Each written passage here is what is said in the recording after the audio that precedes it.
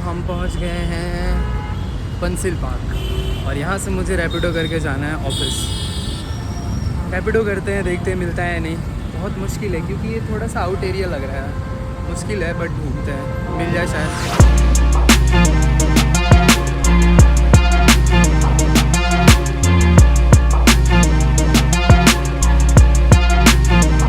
Good morning everyone, how are you all, welcome back to the channel. और अभी मैं जा रहा हूँ फ़िलहाल मैं अपने वीडियो एडिटिंग का इंटरव्यू करने के लिए।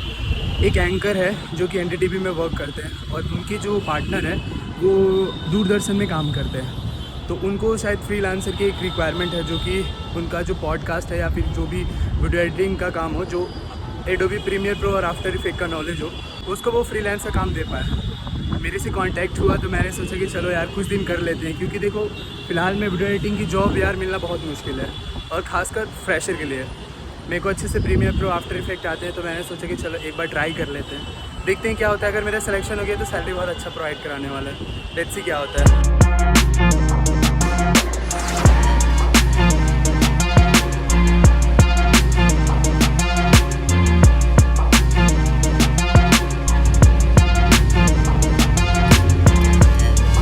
अब बात करेंगे उस टॉपिक पे जिस टॉपिक पे वीडियो है कि आप अपना रिज्यूमे कैसे बना सकते हो एज अ फ्रेशर।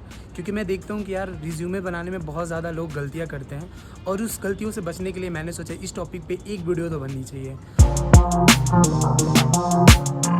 तो जो सबसे पहली गलती है वो है अपना रिज्यूमे में ईमेल आईडी बहुत ही बेकार डालना, जो कि छपरी जैसा लगता है। अब आप खुद ही देख लो कि अगर आप रिज्यूमे किसी का चेक कर रहे हो और उसमें लिखा हो डियर डेविल 456@gmail.com, तो ऐसे ईमेल आईडी वाले समझ जाओ कि बिल्कुल छपरी लगते हैं, और वैसा आपको नहीं दिखना है। कभी भी इंप्रेशन जब आप पहला बनाने जा रहे हो और फर्स्ट इंप्रेशन ही आपका ख़राब हो जाए, तो भाई इससे पहले ही रिजेक्शन हो जाएंगे। तो इससे बचने के लिए सबसे पहले अपना एक ईमेल आईडी बनाओ जो कि एक बहुत अच्छा हो। जैसे मेरी ईमेल आईडी anupaditya@gmail.com। अपना ऐसा करो कि जो भी अपना रिज्यूमे बना रहे हो उसमें अपना नाम एंड सरनेम और 1-2 वर्ड जो है कोई न्यूमेरिकल रख सकते हो, और उसके बाद से @gmail.com ऐसा कुछ क्रिएट कर सकते हो, जिससे कि जो आपका ईमेल आईडी हो बिल्कुल सटल हो और दिखने में भी थोड़ा बहुत अट्रैक्टिव लगे।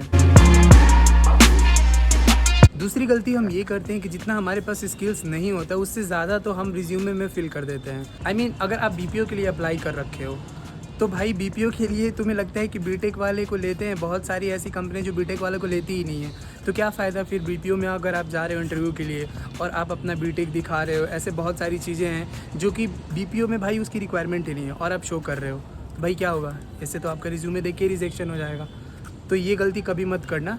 सबसे पहले देखो कि मैं किस जगह पे अप्लाई कर रहा हूँ। अगर आईटी के लिए अप्लाई कर रहे हो, फॉर एग्जांपल अगर आप डेटा एनालिस्ट के लिए अप्लाई कर रहे हो या फिर किसी चैट प्रोसेस के लिए अप्लाई कर रहे हो, बैकएंड के लिए अप्लाई कर रहे हो, तो सबसे पहले देखो कि उनकी रिक्वायरमेंट क्या है। उसके बाद ही ऐसा रिज्यूमे बनाओ जिससे कि वहाँ पे जो रिक्वायरमेंट उनकी हो उसी के अकॉर्डिंग आप अपना एक अच्छा सा रिज्यूमे क्रिएट कर पाओ। ठीक है, तो ये गलती कभी मत करना। अब आते हैं तीसरा पॉइंट, जो कि है आपको क्या ऐड नहीं करना है। ठीक है, देखो बहुत सारे ऐसे लोग हैं जो कि 2 महीना और 3 महीने ऐसी कंपनियों में काम कर रखे होते हैं। वो सोचते हैं कि चलो मैं रिज्यूमे में ऐड करूँगा तो मुझे एज अ एक्सपीरियंस काउंट करेंगे। भाई ऐसा बिल्कुल नहीं है। ऐसी कुछ ही कंपनियाँ होती है जो कि 6 मंथ्स या 7 मंथ का एक्सपीरियंस काउंट करती है। अदरवाइज़ ऐसे ऑलमोस्ट 80 to 90% जो कंपनियाँ हैं वो 1 साल का मिनिमम एक्सपीरियंस मांगती है। तो अगर आप सोच रहे हो कि 2 महीने 3 महीने 4 महीने का अगर मैं एक्सपीरियंस शो करूँगा तो मेरा एज अ एक्सपीरियंस लेंगे, तो भाई ऐसा भूल जाओ, ऐसे तुम अपना रिज्यूमे ख़राब कर रहे हो। अब बात करें कि आपको अपना रिज्यूमे में क्या मेंशन करना है। तो जो सबसे पहला स्टेप है वो है आपका नाम, आपका एड्रेस, आपकी ईमेल आईडी, आपका कॉन्टैक्ट डिटेल।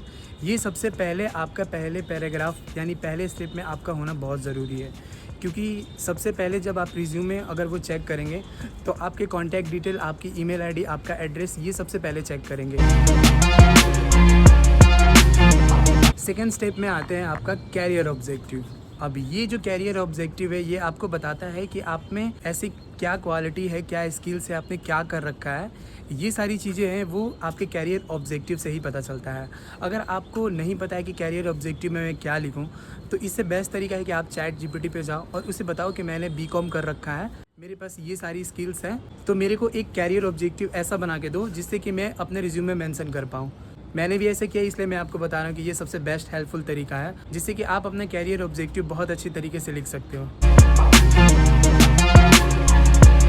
थर्ड स्टेप में आपको जो मेंशन करना है वो है आपका एजुकेशन, कि आपने एजुकेशन में क्या कर रखा है, ठीक है।